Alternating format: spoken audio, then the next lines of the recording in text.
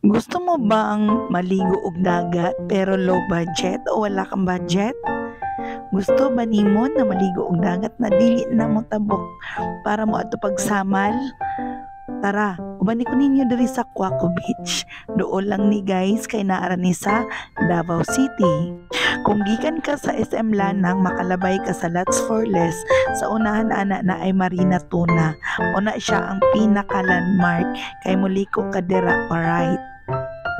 Actually, simple lang kay ni naliguanan guys no. Kay wala jud ni siya kaayoy parkingan. Mangita lang mo sa kilid-kilid, actually na good, pero sa kalsada lang gihapon, ipidpid lang ninyo ang inyong mga sakyanan. Before ka makaabot diri sa dagat, kay makaagi kag mga daghan na ninda, mga pagkaon, pwede magpasugba og isda, nya free na ang sugba ug ang sawsawan. Kini ang akong suki na liguan kay naa jud ni siya sa pinaka tumoy. So wala kay makitang tabing dagat dere kay naa jud mi sa tunga-tunga sa dagat. Ang entrance na diri mga langga 30 pesos each kung dili ka magkuha og table. Pero kung mag-table ka 300 pesos only na guys. Biskang daghan kaayo mo pwede na. Unya magkapilang sa mi guys ka alas 5 man mi ning gikan sa balay mo nang gipanggusla nami. Tara mga pita. Daghan akong nakailad diri mga langga mo no nga nakapuyo sa lanang diri banda na mga mag-asawa na mauni ang ilang gikahiligan ang pag-swimming. Exercise daw kuno ni sa ilahang heart. Nagluto day ko ani og pansit kay wala ko nakaluto sa balay, pero nagdala akong mga kauban og mga klase-klaseng mga sudan unya gitapok-tapok lang namo.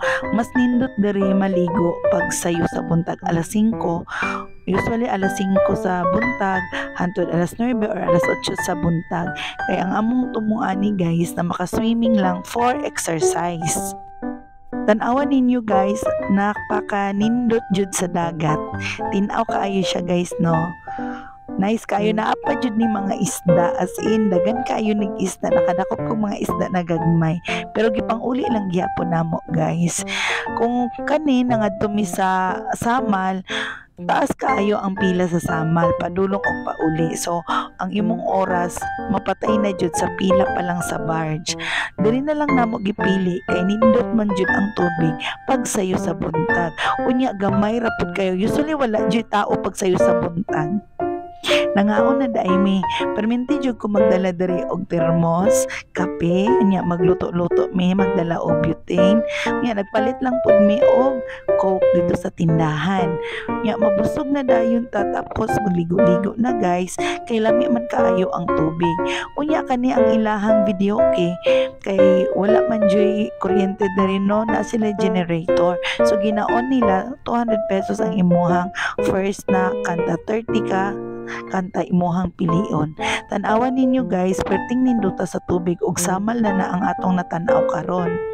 Sa halagang 300 na table nya walay entrance, unya ang tubig pareha lang kalimpyo sa samal. So nakatipid na kaayo ka mga langga, di ba? Tan-awa gud ang akong mama ug akong anak. Grabe ang pagsalom-salom, limpyo kaayo ang dagat, tan-awa guys. Mura lang gyapon ka nakaadto sa samal kay perting limpyo ha sa dagat, di ba? Unya nakatipid pa jud mo. Kay daghan-daghan man mi gikuha na lang nako duha ka table, so worth 600 pesos. Nya daghan na kaayo mi guys, pila na mi ka pamilya, kauban nako sa church ang akong mga kauban. Holiday daay karon, nag-expect mi nga daghan og tao kay tungod holiday, pero kami lang ang tao ug nay ubay-ubay lang pod.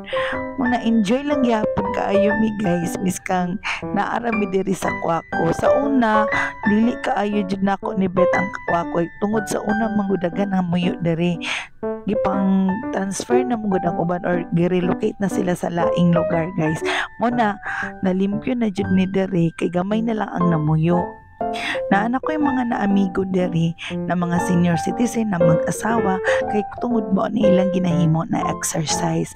Unya nahuman na migligo mga langga, naaman na mi deri sa may daplin sa kalsada kay deri mi nagpark. Hantod na lang dere, bye.